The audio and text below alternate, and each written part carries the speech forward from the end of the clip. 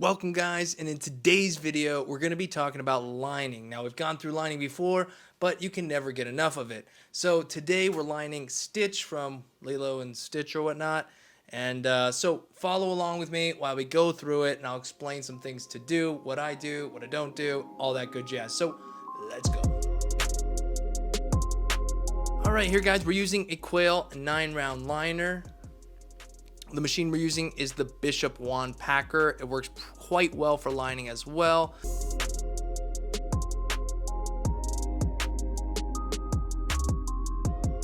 Okay, and as you can see here, we're dabbing the tattoo. As I do a line, I dab it. And once I'm done, I put a little inkies on. You can use Vaseline or A&D, but a little ointment.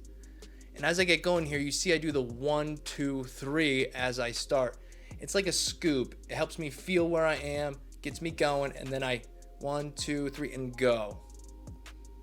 Now here I stop the line, I dab a little bit, and I'm going to come from the opposite direction down and meet there. It can be a little tricky, and even here you'll see that there's a little bit of a spot right there where those two lines came together. And in the beginning that can be tricky, especially in the beginning of the tattoo. You're trying to feel out the skin a little bit and see how it goes. Also here we're stretching. I can't explain this enough. Stretch, stretch, stretch. It's tight.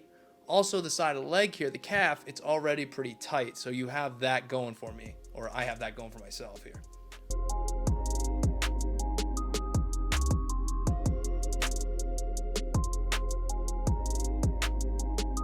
And again, it's point to point. So I'm not trying to do an entire section, a long, huge piece, really long lines.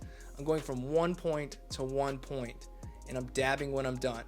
And as you can see in the background, it leaves this little splotchiness. Now you can see through that, and you know, like, okay, I've executed that line to my liking. But obviously there's that splotchiness around there, and I'm trying to preserve that stencil as long as I can. As time goes on and it dries out, or the stencil dries onto the skin better, you can do a better wipe with some distilled water, maybe even green soap.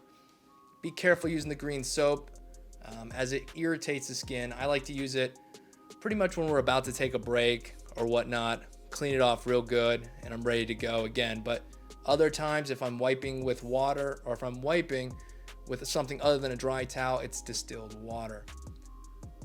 And again, here you can see I'm working from the bottom right up, so that as I go, my hand isn't in the stencil. My hand is on what's already been tattooed.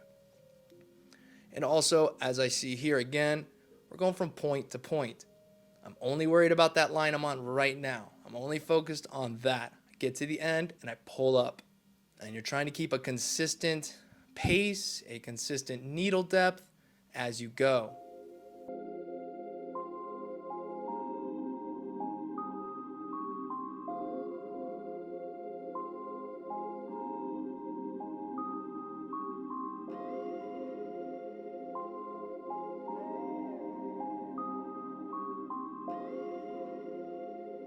Now you can push lines, you can pull lines, or you can be on the side and run a line sideways.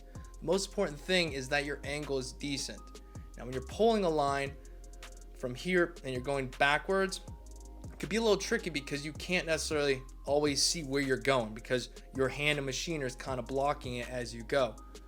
But there's times when you don't really have much of a choice. So just take your time, be careful, and try to stay consistent. If something feels funny at any point as you move, if something feels funny, just stop, just pull out real quickly. You can always go back in and keep going, but if it feels funny and you're going through it and you start to do a shake or you start to do anything, you can't really go back and fix that. But if you feel something, stop and get out of it.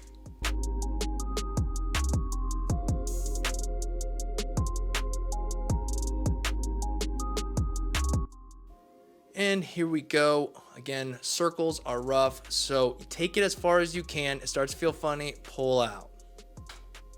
Go again. I'm not too concerned about line weight here. I want to get the line in there. You can always go back and thicken things up just a little bit, but you want to get that circle or that line, whatever you're doing, laid in there, and you can always tweak it a little bit.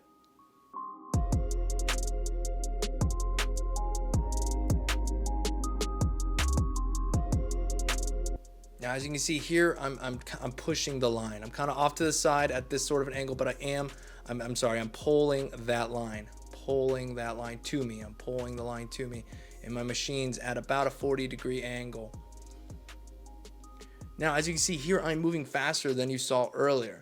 I've gotten comfortable with this area. I've gotten comfortable with the client's skin. And so I'm putting the needle in a little bit deeper, but I'm moving much quicker. And that speed, it's less trauma on the skin. If I put that needle in a little bit deeper and was moving too slow, I'm going to scar up the skin. I'm going to mess it up. But if your hand speed is on par with your needle depth, with how much needle you have hanging out, with how much voltage you're running, it's going to create this ambiance. You know, you're going to have this fine dance where everything's kind of lining up and working for you. And it's not easy. It's not easy. If you're struggling with it, just know it's not easy. Still, every single tattoo, there are definitely lines that I'm not a fan of. There's definitely things that are happening that I'm not a fan of, but I'm trying to improve it all the time. So just understand the struggle is real and keep working at it. But I want to encourage that machine angle. Again, I'm not skidding it every single time because sometimes your machine's at different positions because of where you're at tattooing on the body. But if you can keep a consistent angle, you're going to get a consistent line weight. Now, the smaller the needle grouping, the less important that is. But once you get into lining with those round shaders and whatnot, that machine angle is vital.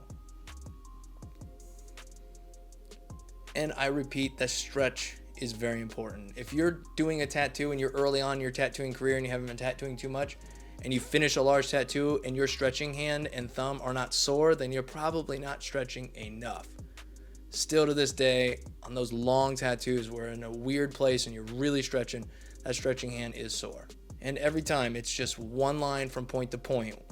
It's easy to get impatient. It's easy to want to rush these things. I'm always telling myself, take your time, take your time, take your time, take your time.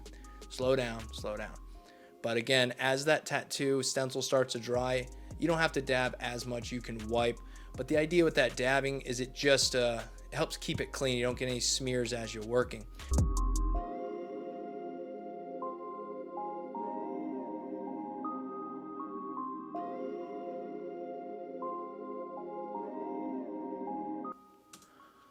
Okay, here I'm using a 7 mag and I'm filling in the eye area. What I like to do is try to go around the outside of a section. If you're just gonna be filling that in, try to kind of go around the outside and get it tight right up to the line and keep moving around, and then pretty much you're just filling in the inside. Next video, we're going to be coloring this. So if you haven't checked out my Instagram, go check it out. I'll put it down here, but you'll see the end result. And if you wanna know how we did that, then check back in a week or two and we'll have the video up showing you how we color pack that and some tips and whatnot to help you out during that.